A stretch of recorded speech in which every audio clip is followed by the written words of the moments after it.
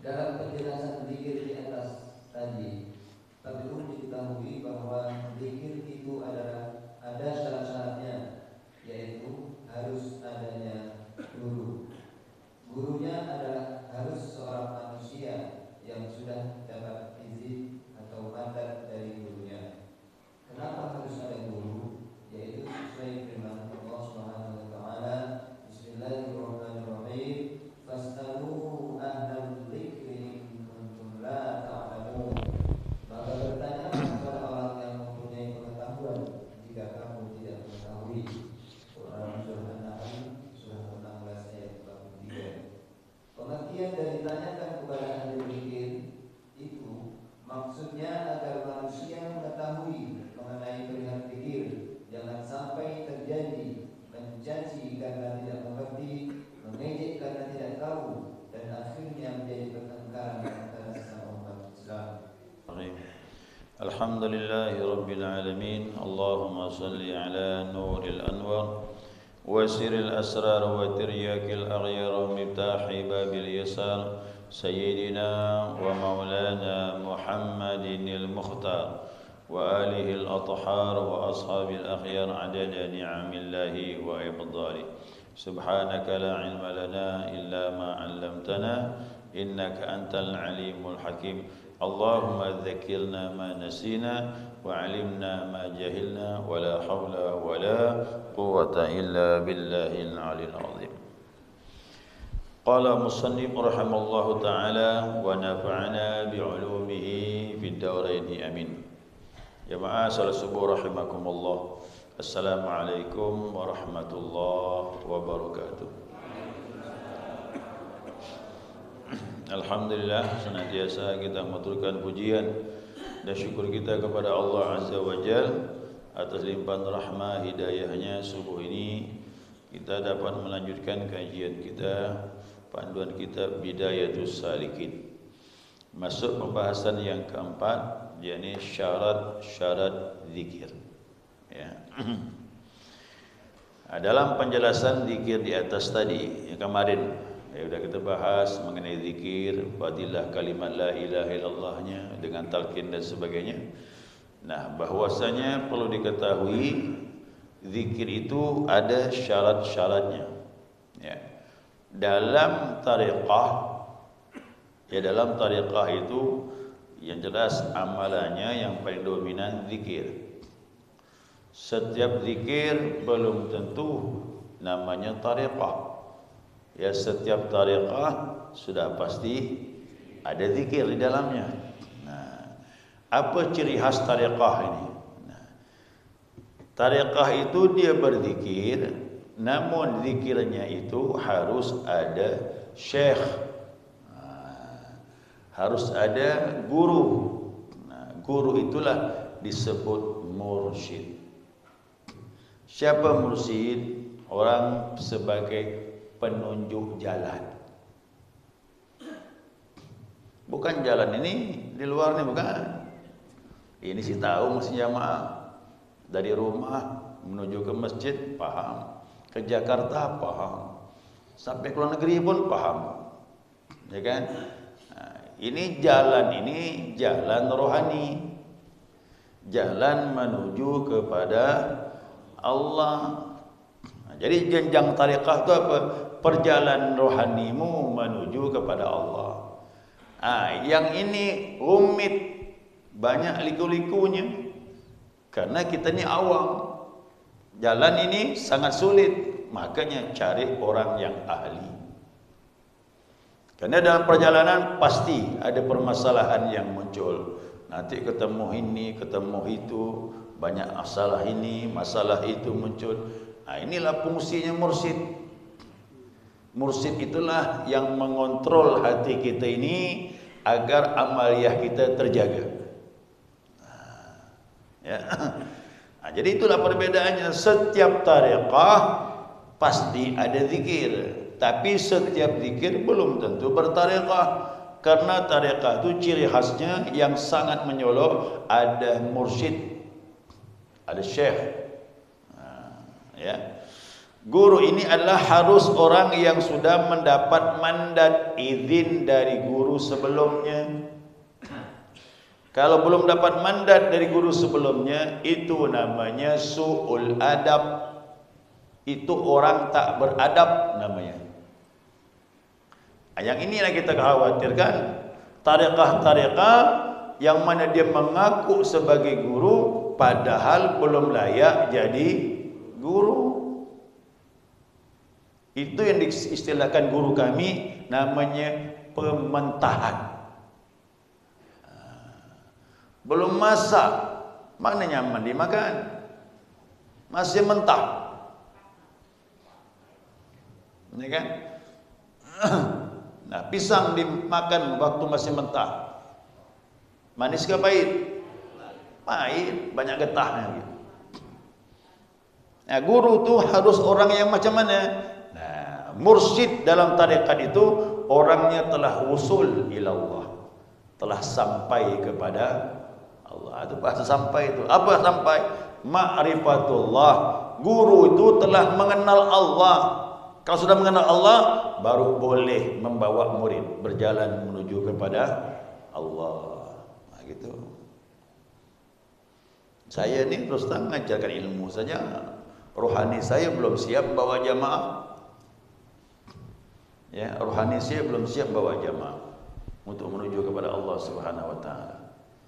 Tapi ilmu sedikit bisa saya sampaikan. Macam inilah. Tapi untuk penalkinan, guru itu harus mendapatkan mandat dari guru sebelumnya. Makanya nanti kalau jamaah nak ambil zikir, ya kita ambillah orang yang mendapat mandat dari mursyid, yaitu wakil talqin. Wakil talqin itu nanti yang akan memberi ijazah. Kenapa? Dapat restu dari mursyid. Kalau dapat restu dari mursyid, maka mengalirlah berkah. Kenapa? Karena guru orang yang telah diberkahi oleh Allah Subhanahu Wa Taala. Ini bahasa berkah ni mudah ni Pak, tapi berat dalam timbangan.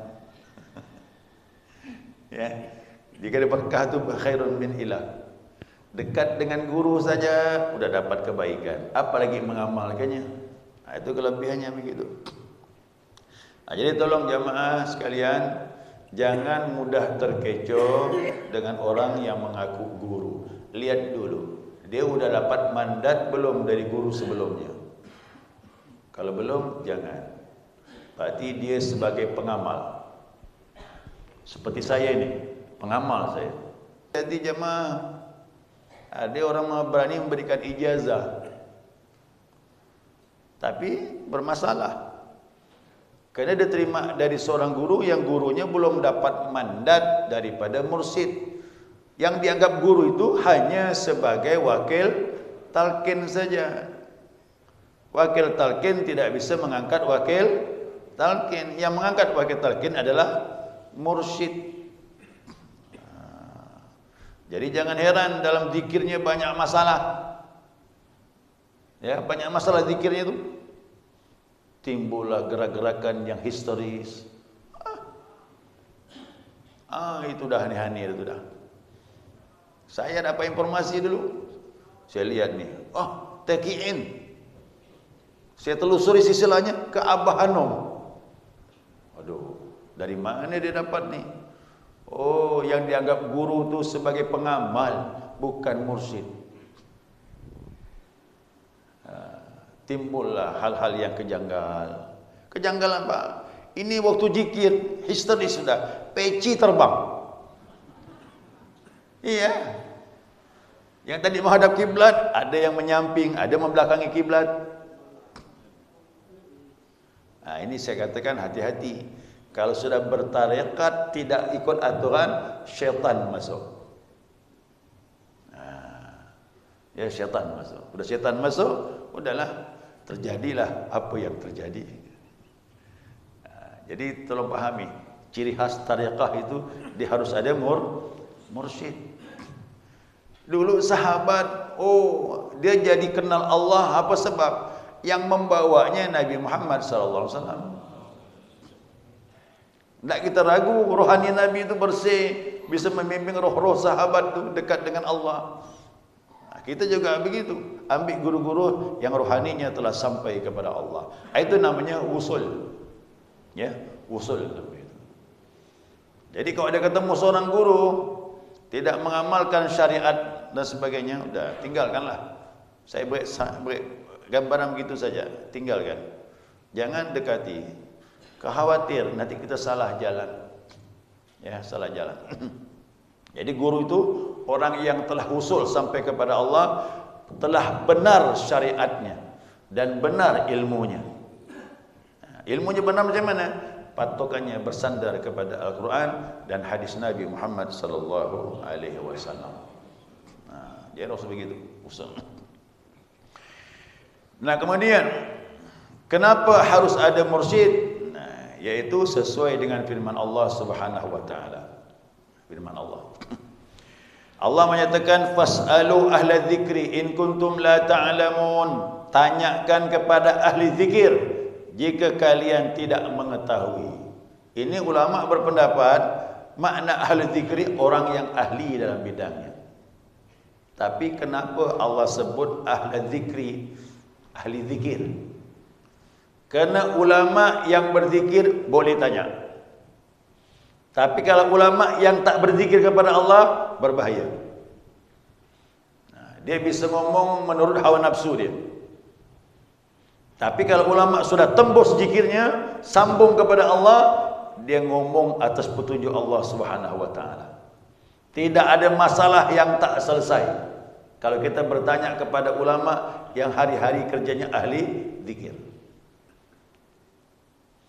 Nah, jadi jangan heran nanti ada jawaban nyeleneh. Oh, kok bisa begini ini? Padahal seorang ulama karena tak berzikir. Orang tak berzikir, Pak, hawa nafsu yang bermain. Hawa nafsu bermain, ayat dipelintir. Nah, tapi orang-orang yang ahli zikir tak berani, dia takut. Kenapa? Resikonya tinggi kalau mempermainkan ayat di hadapan Allah Subhanahu wa taala. Maka ulama yang berzikir hati nyambung kepada Allah, tak berani dia kecuali menyampaikan sesuai petunjuk Allah Subhanahu wa taala. Dan dia hati-hati. Ingat, hati-hati. Imam Malik diberi pertanyaan 20, yang dijawab cuma 2. 18 nanti saya jawab, kata dia. Hati-hati lagi dia. Dia konsekuen. Hal yang dia tak tahu dia tak berani jawab. Tapi sekarang Masya Allah, udahlah tak tahu, berani jawab lagi. Tambah gini, berani nyalahkan lagi. Itu yang tak tahu kita. Ya, berani nyalahkan lagi. Jadi segala sesuatu merujuk kepada ahlinya. Ahli zikri itu orang yang pakar dalam bidang masalah zikir. Tanyakanlah dia kalau kau tak tahu. Jangan tanya ustaz-ustaz yang kebanyakan yang tak paham masalah rohani. Alam malakut dia tak masuk, apalagi alam jabarut. Nak bercerita tentang Allah, nak membawa kita kepada Allah, tak bakalan sampai. Dan dia tak boleh komentar masalah ini karena dia belum mengarungi. Dia belum mengarungi. Bagaimana dia bisa bicara sesuatu yang dia tidak mengarunginya? Makanya saya ilmu ini saya pelajari betul. Ini tidak sembarangan. Mursyid itulah yang membimbing kita di jalan Allah Subhanahu wa taala. Dalam berzikir ada yang muncul, tanya sama dia, dia beri solusi. Walaupun guru di barat, murid di timur, dapat informasi dari dia. Ibrahim Ad-Dasuki berkata, Pak, dia tarekat Dasukiyah di Mesir itu, Pak, terkenal. Ibrahim Ad-Dasuki menyatakan, aku, dia bilang, dan kami para mursyid ini, kalau kami di barat, murid kami di timur, kaki muridku tersandung, aku bisa melihatnya, kata dia. Macam mana tu, Pak? Ilmu apa dipakai? Inilah ilmu Allah. Tak ada lagi jarak yang jauh bagi seorang mursyid. Makanya jangan khawatir jamaah. Tatkala wakil talqin menalkin di sini, sebenarnya rohani mursyid itulah yang menalkin kita. Jadi wakil talqin itu maaf, teknisnya wakil talqin, tapi hakikatnya roh mursyidlah yang menalkin kita. Jadi saya punya ikhwan itu tak pernah ketemu mursyid. Mau berangkat ke Jawa pun miskin dia. Kerjanya bawa becak. Ya, kerjanya bawa becak. Dulu bawa becak itu tidak hanya orang Madura. Masih ingat betul saya. Dia orang NTB, lama di sini, kerjanya bawa becak.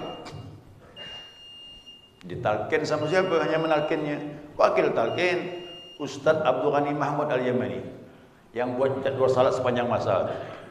Itulah yang menalkin dia dulu. Lama sudah tu.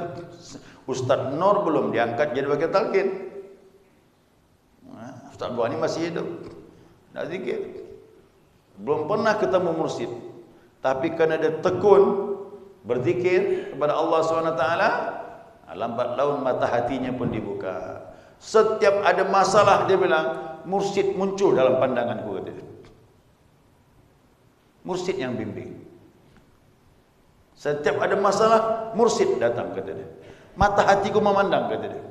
Masya Allah, hati sudah dekat dengan guru. Rohani guru itu memantau dia. Itu Pak, tarekat begitu dia. Beda dengan ilmu yang lain. Tapi guru yang betul, yang usul kepada Allah, yang telah sampai kepada Allah Subhanahu wa taala. Inilah ciri khas tariqah. Siapa ingin dekat sama Allah harus ada guru, mursyid. Siapa mursyid itu? Arif billah, telah kenal kepada Allah dan dia telah usul kepada Allah Subhanahu wa taala. Ya. Nah, pengertian dari tanyakan kepada ahli zikir maksudnya agar manusia mengetahui mengenai perihal zikir. Nah, masalah latifah tu, 7 latifah. Jangan tanya orang yang tak ahli, kacau jadinya. 7 latifah itu dia yang paham, yang telah mengarungi, dia akan bisa menjelaskan 7 latifah itu. Dan itu ditemukan oleh mereka. Itu langsung pemberian dari Allah Subhanahu wa taala. Tentang zikir tarik pusat ke otak, illallah. Itu mereka yang menjelaskannya. Dia melewati 7 latifah itu. Yang begini jangan tanya yang bukan ahlinya, tidak nyambung. Ya. Kalau bapak ibu sekalian tanya kepada bukan ahlinya, saya mau ngomong apa? Diam jalan. Kalau udah yang bukan ahlinya ngomong, kiamat lah tu. Segala sesuatu kalau bukan ahlinya ngomong, kiamat. Itu perkataan Nabi SAW. Segala urusan kalau diletakkan kepada bukan ahlinya, siap-siap tunggu kehancuran, kata Nabi. Ilmu tasawuf jadi hancur, rusak kalau bukan ahlinya yang ngomong. Sebagaimana urusan dunia kalau bukan ahli yang megang, hancur juga. Nah, begitulah diserahkan kepada ahlinya. Nah, jangan sampai terjadi, nih kalau bukan ahlinya nih, jangan sampai terjadi mencaci kerana tak mengerti. Inilah dia. Buka medsos tu. Oh, nyalahkan itu, nyalahkan ini. Kenapa? Karena tak paham. Orang menyalahkan tu karena tak paham. Saya geli kadang-kadang saya pandang tu, dengarnya. Apa ini? Kau tak paham berani ngomong macam ini? Lancang betul. Disangkanya enak ngomong tu, pertanggungjawabannya nanti berat. Kenapa? Kita ngomong bukan ahlinya. Habis semuanya disalahkan. Ya. Jadi siapa yang mencaci? Kerana tak paham. Kembali kepada kaedah Ali bin Abi Talib, menantu Nabi Muhammad sallallahu alaihi wasallam. An-nas a'dahuma jahilu. Manusia itu mencaci, membenci sesuatu yang dia tak tahu. Itulah dia. Kalau dia tahu, Masya Allah, dia akan gandrung dengan masalah yang dia mengetahui. Kerana tarikat zikir ini kayak iman. Semakin lezat, semakin sulit untuk meninggalkannya. Dia seperti iman. Ya. Mengejek kerana tak tahu, sama. Mengejek kerana tak tahu. Jadi sekarang begini jamaah sekalian, kalau seandainya, ini saya sampaikan ni, masih ada orang nyalahkan zikir yang kita buat ini, maklum jalan ya. Bisa tak maklum ni? Jadi orang bertarekat, bertasawuf itu sangat memaklumi kalau dia disalahkan. Kenapa? Dia punya pendapat bahwasanya karena dia tidak tahu. Kalau dia tahu, tak akan ngomong macam itu. Dulu kayak Nabi Muhammad SAW. Waktu di Taif, Nabi Muhammad datang dibencinya. Kan gitu. Bahkan dilempar Nabi di Taif. Sampai Jibril datang, ya Rasulullah, macam mana kau biarkan tubuh kau ini berdarah seperti ini? Aku akan hancurkan negeri ini. Jangan, kata Nabi. Coba doa Nabi itu. Allahumma hadi qaumin fa innahum la ya'lamun. Ya Allah, beri petunjuk kepada kaumku ini kerana dia tak tahu. Berarti dia membenci kerana nanti jamaah, kalau ada orang benci jika tarikat, doakan gitu. Allahumma hadihim fa innahum, gitu je dah. Ya Allah, berilah hidayah ke mereka kerana mereka tidak. Kalau mereka tahu, insya-Allah dia gandrung ini. Ini jalan menuju kepada Allah. Inilah bekal yang paling terbaik menghadap Allah nanti. Dengan mati husnul khatimah. Apalkan doa dia. Allahumma hadi qaumin fa innahum la ya'lamun. Itu doa Nabi. InsyaAllah. Semua amalan orang tak tahu pasti dia benci. Tapi kalau dia tahu, insyaAllah dia akan menyenanginya. Ustaz Ali itu dia bilang apa? Ternyata Ilmu tarikat ini bisa dinikmati oleh orang seperti saya yang dulunya saya jahil. Saya bukan kiai, bukan ustaz, bukan ulama, tapi saya bisa menikmati ilmu ini, kata dia. Berkah guru, kata dia. Berkah mursyid, saya dapat merasakan nikmatnya iman dengan berkah mengamalkan ini. Jadi tidak harus ulama, tidak, tergantung kesungguhan mengamalkannya. Kalau betul-betul mengamalkannya, insya Allah kita akan merasakan manisnya iman. Ya, manisnya iman. Mudah-mudahan jemaah mendapatkannya. Ya. Nah, ini yang kita tak tahu. Jadi kalau seandainya umat manusia ini mau bertanya kepada ahlinya, aman. Ayo, masalah fikih tanya kepada fuqaha ahli fikih. Masalah hadis tanya kepada muhaddis ahli hadis. Masalah tasawuf tanya kepada ahli sufi, kan begitu. Siapa bertanya kepada ahlinya, selamatlah dia. Tapi kalau sudah bertanya kepada bukan ahlinya, saya katakanlah pasti fitnah-fitnah bermunculan. Ini zaman fitnah nih sekarang nih. Ya. Nanti insya Allah ya, bulan Maulid nanti itu kita akan kedatangan tamu, jadi ahli dalam masalah tasawuf ini. Ditawarkan kepada saya itu. Nanti saya pun mau nyocokkan. Kira-kira subuhnya itu pas bertepatan dia datang, saya mau pakai masjid mana, cocokkan subuhnya itu. Ya, dia sekolahnya Masya Allah, ya, habis umur untuk belajar, dan dia semua disenanginya. Ilmu fikihnya, hadis dia pakar, tasawuf pun dia pakar, Masya Allah. Ini baru saya bangga. Kenapa? Melihat ada sosok Allah munculkan sempurna, ilmunya bagus. Artinya tidak hanya jago masalah fikih saja, tasawuf pun dia jago. Itu mantap. Itu namanya luas pemberian Allah. Karena Al-Quran itu lautan. Lautan. Dalam Al-Quran ada ilmu ibadah, ada ilmu akidah keyakinan, ada ilmu pembersihan diri. Lengkap dalam Al-Quran itu. Maka beruntunglah orang-orang yang diberi Allah ilmu-ilmu yang seperti itu. Yang mudah-mudahan kita mendapatkannya nanti. InsyaAllah nanti kita cocokkan di mana nanti tempat yang bersesuaian kedatangan dia itu. Ya. Nanti kita insyaAllah akan kita bahas. Baik jamaah, itu dulu sebagiannya nanti kita bahas berikutnya. Sampai di mana tu? Ya, akhirnya menjadi pertengkaran antara sama umat Islam. Sebagian dululah. Ya, waktu pun sudah habis. Ada kalau kita mengajarkan ilmu yang sudah kita miliki atau sudah kita dapatkan kepada keluarga mungkin yang belum bergabung kepada kita, ya. Apakah boleh atau tidak? Pertama, yang kedua, Ustaz, bagaimana nasib saudara-saudara kita yang belum berguru? Apakah ibadahnya itu diterima oleh Allah Subhanahu wa taala? Terima kasih mungkin itu Pak Ustaz yang saya sampaikan. Assalamualaikum warahmatullahi wabarakatuh. Waalaikumsalam. Kena tahu betul, ini jalan pembersihan hati, jalan keselamatan untuk kembali kepada Allah. Dulu kita bersih, kembali pun harus bersih. Bersih itu di mana? Bukan tubuh nih. Kalau tubuh ini syariat, tapi tarekat itu bersih hati. Karena menghadap Allah itu hati yang bersih, itulah yang paling selamat. Nah, kalau sudah kita memahami ini, maka kita mengajak orang-orang yang dekat dengan kita untuk lebih lagi mengamalkan pembersihan hati, karena kita ingin kembali kepada Allah dalam keadaan bersih. Jangan kita saja sendiri yang selamat, anak istri harus juga kita bawa. Karena di sana disebutkan az-zakirin Allah katsiran wa dzakirat adalhum ajran azima. Orang laki-laki yang berzikir dan perempuan yang berzikir kepada Allah, maka mereka mendapatkan ganjaran besar di sisi Allah Subhanahu wa taala.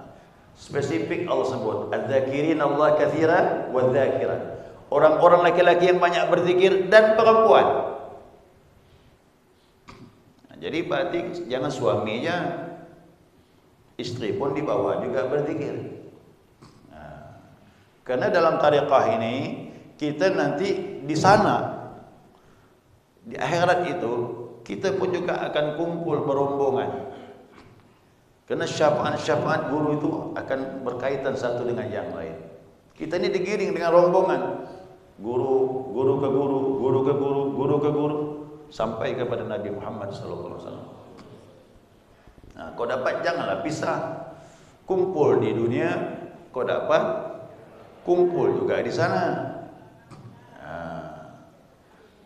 Saya ni terus terang udah mengukur diri dah. Siapa kita ini?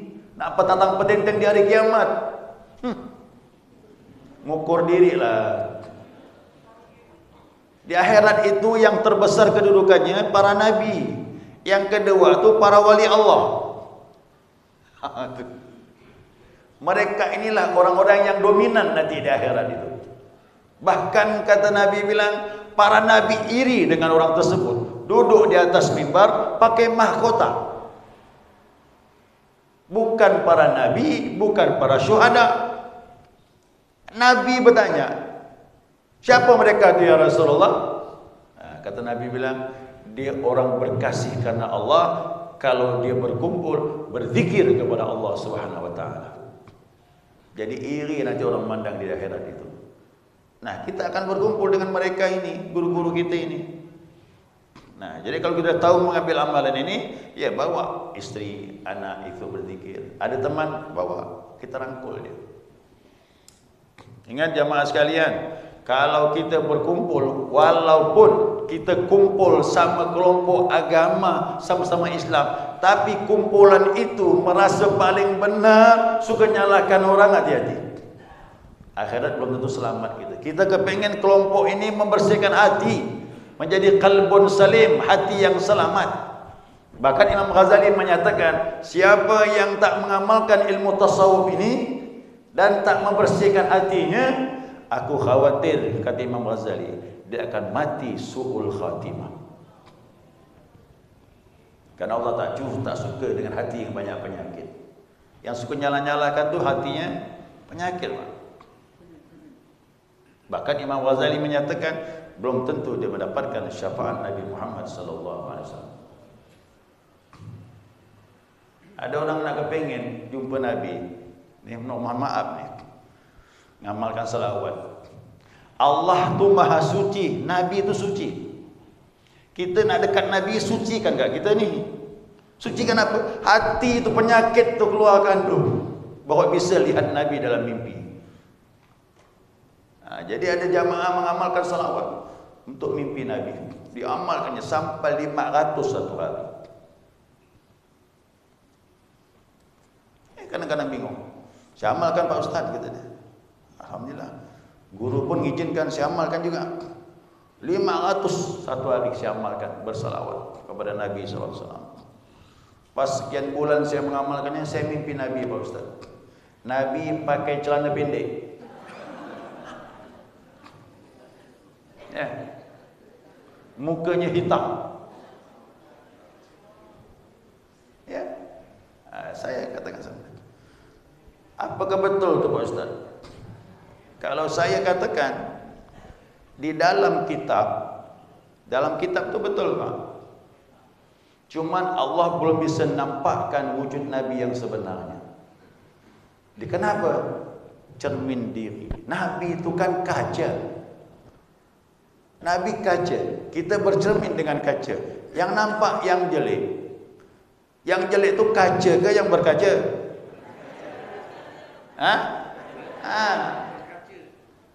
Hati-hati saya bilang. Jadi walaupun kita berpegang sama agama, tapi merasa paling benar, orang lain semuanya salah, hati-hati penyakit tu.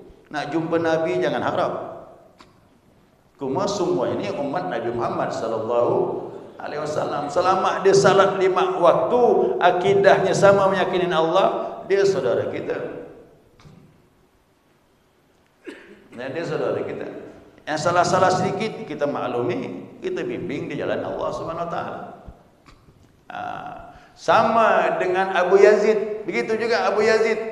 Abu Yazid ini kan guru, orang suci, bersih. Muridnya mimpi, ya Syekh, mohon maaf, saya ini mau ngomong takut. Kenapa? Tadi malam saya mimpi. Mimpi apa? Malu saya nak ngomong kasih. Bilang ya. Saya melihat Syekh badan manusia, maaf, kepala babi. Kepala babi kata dia. Senyum Syekh tu kata dia. Aku ni kaca kata dia. Kau yang bercermin. Dia bilang gitu. Aku ni kaca, kau yang bercermin. Jadi jamaah, ubah memang sekarang. Buang penyakit-penyakit di hati. Buang merasa paling benar. Buang merasa paling pintar. Buang merasa paling taat. Itu tasawuf. Siapa yang buang penyakit ini, insya-Allah selamat dia. Yauma la yanfa'u malun wala banun illa man atallaha biqalbin salim. Allah yang bilang itu, nanti tidak bermanfaat harta dan anakmu yang kau miliki kecuali orang yang menghadap Allah biqalbin salim, dengan hati yang bersih dari penyakit tadi itu. Ini Imam Ghazali yang bilang, kalau kau masih banyak penyakit, Nabi pun berpaling dari kau. Dalam kitab Irsyadul Ibad dikatakan, boleh nambah nih? Boleh, tidak apa. Nah, kan kisah-kisah ini pelajaran. Dunia ni gambaran kita, udah baik atau tidak bisa ketahuan di dunia ini. Ya. Dalam kitab Irsyadul Ibad, ada seorang fakir masuk di sebuah ribat pesantren. Pesantren itu pengamal zikir tarekat. Ada mursyidnya. Dia datang ke ribat tersebut, khalqah lah istilahnya, kumpulan mereka, dididik untuk bersihkan diri. Masuk orang fakir ni dengan pakaian lusuh dan sebagainya. Dia bilang, ada apa ni? Wah, kami ini akan berangkat, diundang oleh raja.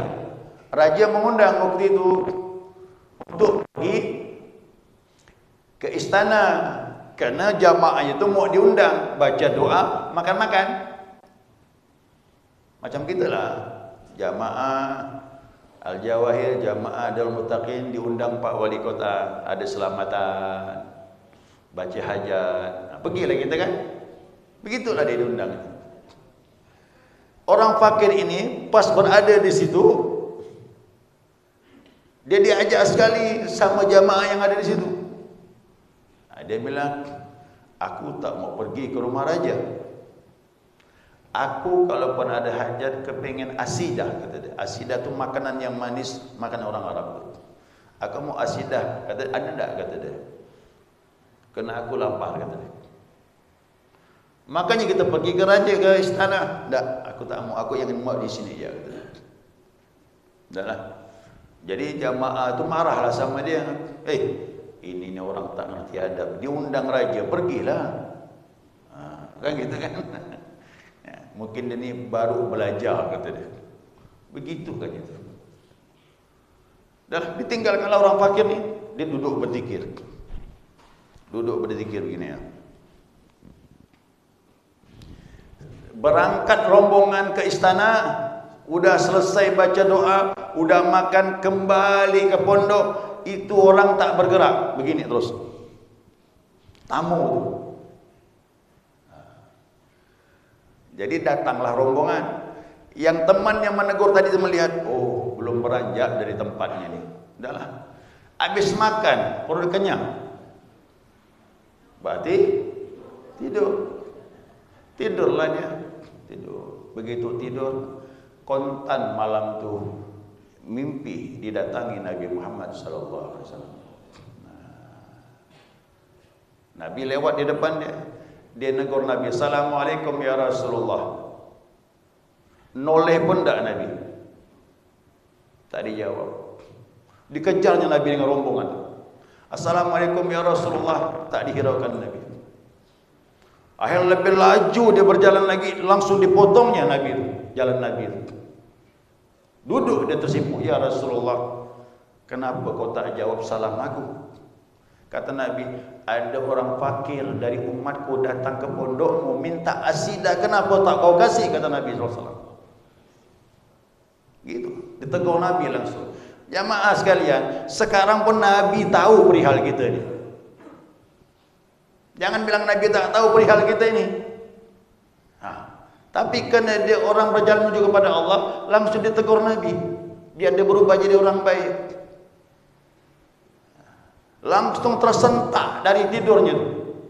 Tersentak dari tidurnya. Dia ingat didatanginya orang tadi, udah tidak ada. Pintu pondok bunyi tek tek, sepertinya baru keluar, dikejarnya. Sampai di luar sana, ya bulan, tunggulah, hajatmu nanti aku penuhi, kata dia. Tolong tunggu sebentar. Kau memenuhi hajat aku setelah kau ditegur oleh Nabi Muhammad sallallahu alaihi wasallam. Begitu kan? Berarti ini bukan orang sembarangan. Dia pun tahu mimpinya itu. Udah ditegur Nabi, baru kau berhajat untuk memenuhi hajat aku, dia bilang. Terima kasih, kata. Jalan langsung dia. Menangis tu. Jadi yang benci ilmu tasawuf, membenci wali-wali Allah, boleh jadi hari kiamat Nabi tak memandang kita.